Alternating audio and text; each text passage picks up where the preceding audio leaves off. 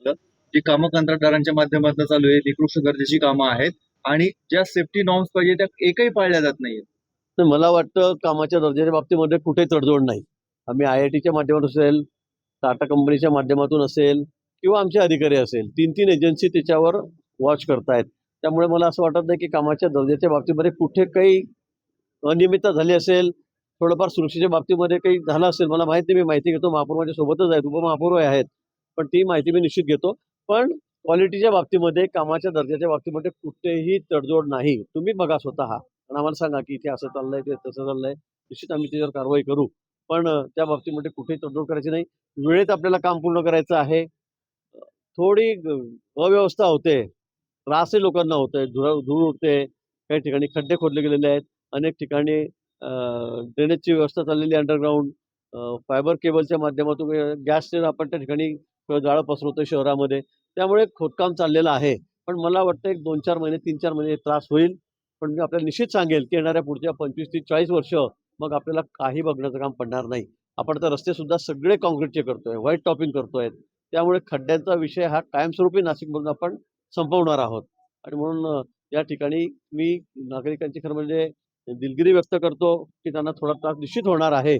पण पुढे येणारे जे पुढचं भविष्य काळामध्ये नाशिक जे आहे ते आम्हाला अतिशय सुंदर करायचं आहे, स्वच्छ करायचं आहे, हरित करायचं आहे. आणि त्यासाठी नाशिक शहर म्हणजे मुंबई, पुणे, मी असं सांगेल की आम्हाला नंबर 1 करायचा आहे. कोणाशी स्पर्धा करायची नाही. पण नाशिक शहराला आम्हाला नंबर 1 करायचा आहे. त्यासाठी आमचे सगळे प्रयत्न चाललेले आहेत. जे अपघात होत आहेत त्या ठिकाणी प्रचंड वाहतूक कोंडीचा मनस्ताप नाशिककरांना सहन करावा लागतोय. आपल्याकडनं या जे कोणी ठेकेदार आहेत, अधिकारी आहेत, यांना ती सूचना आपण देणार आहोत. निश्चित त्यांना आधीच आम्ही सूचना दिलेल्या आहेत. त्रास कमीत कमी कसा होईल हे सगळे खड्डे खोदताना वगैरे ते केलेलं आहे. काही ठिकाणी आम्हाला वन वे करावं लागलेलं आहे, रस्ते काही बंद करावे लागले आहेत, ती वस्तुस्थिती आहे.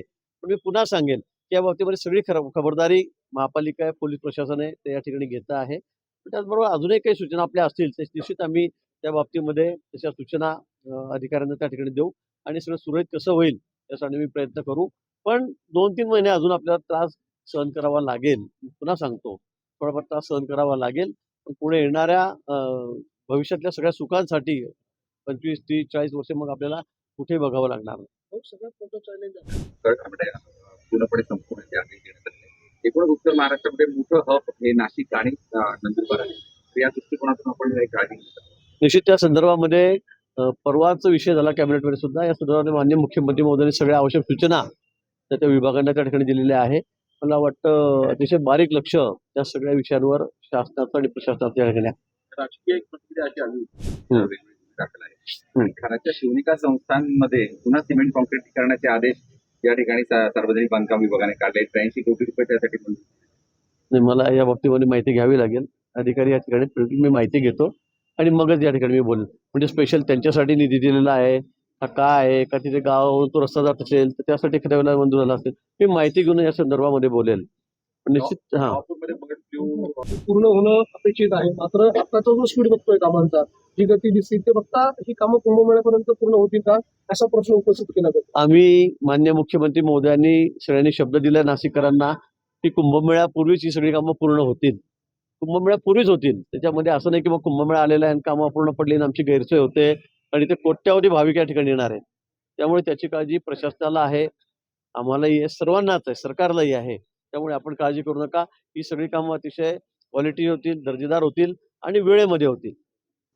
राज्य सरकारकडून अद्याप नोकरी मिळालेली नाही. त्यांनी नाशिक महानगरपालिकेमध्ये क्रीडा अधिकारी म्हणून नियुक्ती मिळवण्यासाठी इच्छा व्यक्त होईल काय, आता 38 दिवस झाले म्हणजे लगेच तुम्ही असं नाही. आता विजय चौधरी होते, त्यांना सुद्धा वर्षभर वाट बघावी लागली होती.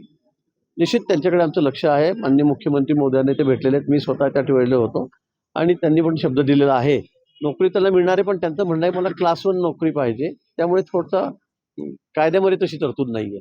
विजय चौधरींना ज्यावेळेला ते ट्रिपल महाराष्ट्र केसेस झाले त्यावेळेला स्पेशल नियम करून कॅबिनेटचा निर्णय घेऊन आणि ते सलग झाले होते आणि म्हणून त्यांना आपण त्या ठिकाणी DYSP डायरेक्ट केलेलं होतं. सदगीरच्या बाबतीमध्ये त्यांना योग्य निर्णय त्या ठिकाणी शासन घेईल. त्याच्यावर एकमत नाहीये, त्यामुळे ते लोकमत आहे. मात्र नाशिक महानगरपालिकेला अद्याप सभागृह नेते मिळालेले नाही. भाजपचं यावर एकमत झालेलं नाही. नाही, एकमत काही विषय नाही, सगळं एकमतच आहे. लवकरच ते पण होईल. लवकरच जाहीर होईल. पालकमंत्रीपदाचं